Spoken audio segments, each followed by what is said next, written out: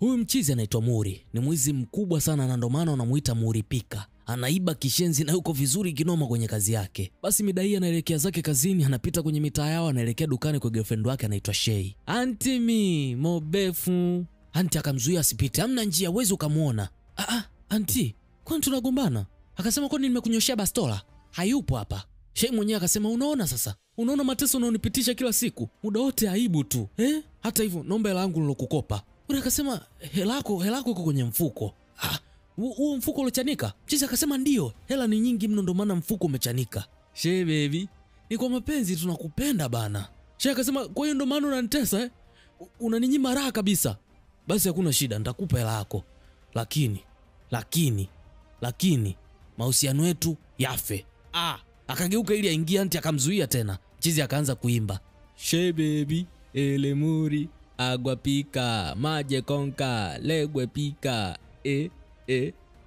Shei baby, ele muri, mugwe pika. Shei baby, ele muri, agua pika, maje konka. Paka Shei baby mwenyewe akaanza kukirusha kiuno.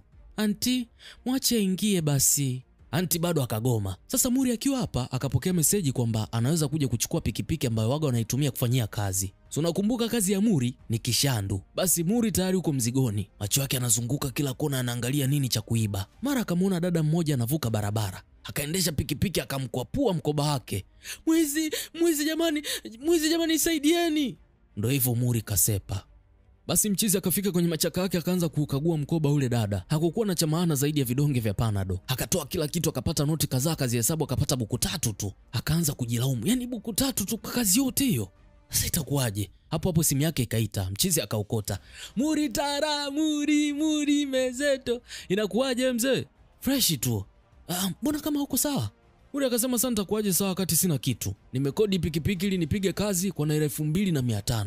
Alafu naisha kupata naira 3000 tu. Sasa ndo nini? Mchizi akasema Muri, mwacha haya mambo. Watu watembei tena na cash siku hizi, wanaweka kwenye simu. Kitu ambacho natakiwa kuiba sasa hivi ni spare za magari. Kama vile side mirror moja unaweza kuuza mpaka naira 5000 kabisa. Nitakusaidia kuongea na Chukudi. Iba spare uende kwake akupe hela yako cash. Asante mshikaji wangu, nakubali sana. Basi Muri akaenda kula kwanza. Mama ntilie muda huo yuko busy anahesabu pesa zake. Muri hana hela ya kulipa chakula, hivyo akaanza tena kuzungusha jicho mule ndani. Atakilipaje hiki chakula? Hapo akapata idea, akasimama huku anaongea na simu kama vile anamuelekeza mtu afike alipo. Ile anataka kutoka nje hivi, bibi mkubwa akamvuta ndani.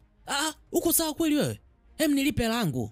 Muri akasema ndo alikuwa anafuata hela yake aje amlipe sasa. Bibi mkubwa hakumwacha aondoke. Mwisho Muri akasema basi nisamee, leo mfalme hana chochote. Mama akasema hakuna shida, mfalme anatakiwa kukifanyia kazi chakula alichokula. Akapewa vyombo aoshe bana. Sasa huku ndani kuna mpelelezi wa polisi ambaye alikuja kula cha mchana. Sasa wakati anakula kuna tangazo likapita kwenye TV. Na huyu mpelelezi huwa anampenda sana huyu dada anayetangaza hizo bidhaa. Jina lake anaitwa Chidinma. Ni mtu maarufu sana. Kwa hiyo polisi anachekelea tu kila kimuona Chidinma kwenye screen. Kisha akasema kipindi huyo mwanamke alivyokuwa kwenye show ile inaitwa Superstar House, alitumia pesa zake zote kumpigia kura yeye tu ili ashinde. Aisee, huyu baba anampenda sana Chidinma. Basi Muri nendo akamaliza kuosha vyombo, akasema madam, vyombo nilivyoosha ni vingi mno kuliko chakula nilichokula. Kwa hiyo weka kichwani kwamba mfalme anakudai sahani moja. Nipe simu yangu.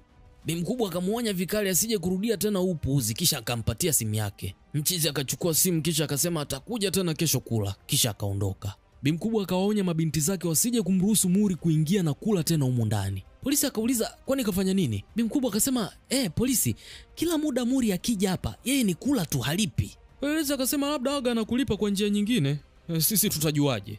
Bi mkubwa akamfyonza. Huku Muri akaanza kazi yake mpya ya kuiba spare za magari. Huku upande wa pili tunakutana na mama yake Chidinma, mtu maarufu. Anatoka supermarket huko anasukuma kitoroli na anaongea na Chidinma kwa simu. Chidinma anasema angependa kumuona mwanae tena. Mama akamwambia mwache apumzike kidogo kabla hujaanza kumtumia tena kwenye matangazo yako. Lakini nataka tu mwache apumzike kwanza. Basi sawa mama, mpige mabusu yangu na mpe makumbato yangu. Huku Muri bado anangofoa vitu tu. Bi mkubwa akafika kwenye gari yake akaanza kuweka mizigo kwenye gari. Mara mlinzi akatokea akamwambia, "Mama, wanakuita huko ndani na hisi kuna kitu umesahau." Akaacha mizigo na gari hivyo hivyo bila kufunga. Muri akaliona hilo, "Mama, hujafunga gari eti?"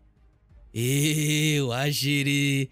Akasogea akalifunga buti, akapaki kila kitu kisha akaondoka na gari husika. Kufika getini mlinzi akamwomba gate pass yake. Gate pass gani? Huku nako mama ndo anatoka ndani. "Gari langu jamani, hilo ni gari langu." Muri akaiona gate pass akampatia mlinzi kisha akaondoka.